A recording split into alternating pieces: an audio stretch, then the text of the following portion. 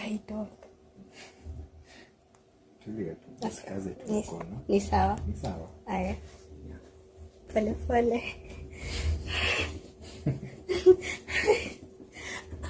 Usikoshe mkono. Sawa.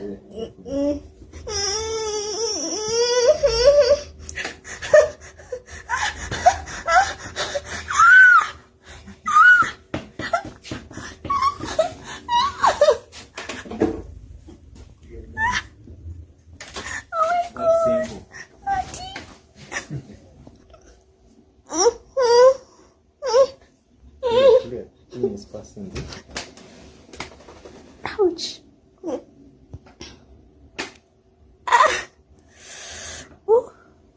Itaisha within some.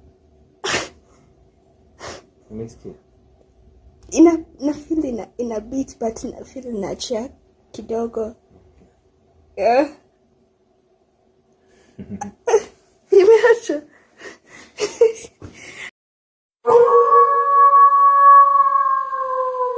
Turizera ko mumeze neza mwese mukomeza gukanda subscribe ku channel Uganda bya Dore Entertainment aho muri hose mukomeze kugira ibihe byiza. Namashusho yakomeje kugenda caca ku mbuga nkoranyambaga by'umwihariko kuri TikTok ndetse no kuri X yahoze ari Twitter igaragaza nyine umwe mu bakobwa wahoze usa nkaho ari gutaka bivuga ko nyine ngo bari mu mibonano mpuzabitsina. Namashusho yakomeje kugenda atangaza abantu benshi cyane.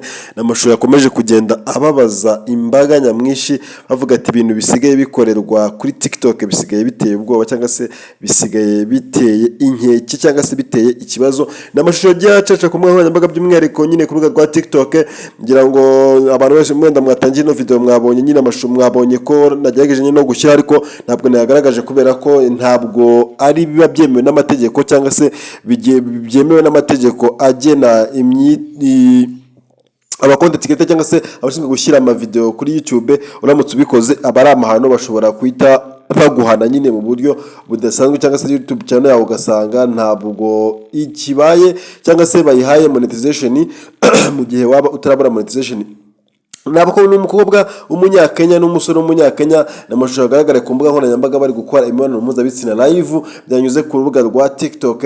Abakobwa nyine uyu mukobwa nyine bikaba byavuzwe ko ngo yarari gusambana n'uyu musore bivuga ko nyine ngo babikoraga kubera gift bari bemerewe. Abantu wenda muzi ibintu by'ama gift bizitangwa ku ma TikTok ngira ngo murabizi ni uburyo bwashyizweho na company ya TikTok ku buryo ushobora gutanga gift ukanyuza amafaranga kuri konte y'umu creator maze ukaba umufashije. Ibi rero babikoze kubera ngo akayabo ka miliyoni y'amashiringi bari bemerewe y'amanyakenya ariko ngo bakaza nyine gukora imibonano mpuzabitsina live ari uyu mukobwa n'uyu musore. Bikanavuga ko nyine ngo uyu mukobwa n'uyu musore ngo nta nubwo banakundana nyine ngo nuko bari bahuye mu buryo bw'akazi ariko nyine ibintu byinshi byakomeje nyine kugenda bicashira ku mbuga nkoranyambaga.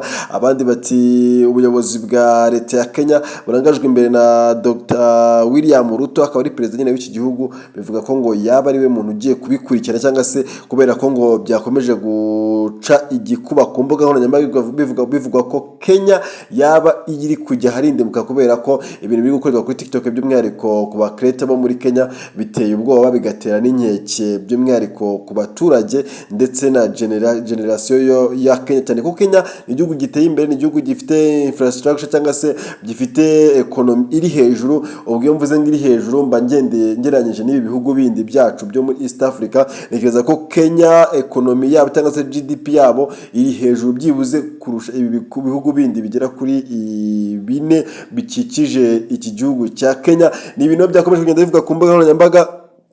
Twahisemo kubazanira nyine aya majwi ariko n'amashusho ariko uretse ko tutashatse kuyagaragaza kugira ngo namwe mwirebere ibintu biri gukorwa. Turashishikariza urubyiruko rwo mu Rwanda gukora uko mushoboye, gukoresha ubwenge bushoboka bwose ariko mukirinda gukora ibintu nk'ibi by'amahano ngo nukubera amafaranga cyane ko aya mafaranga abaje nyine mu gihe gitoya ariko aya mafaranga nekeza ko nandi kintu yanakugezaho abakwiciye izina nk'ubu ngubu abakobwa uyu mukobwa yamenyekanye ni byiza ariko se noneho hanze hazi bazamufata gute, bazabana n'abantu gute, ababyeyi baramufata gute, famille barayifata gute. Uretse ko abenshi usanga rimwe na rimwe nyine n'abantu baba bamaze kubibihomora nta kindi kintu wavuga ko biteze kubona. Ngiye mukomeje kumva cyangwa muteze amatwi ni Gatete muri kumwe cyane kuri Dore Entertainment.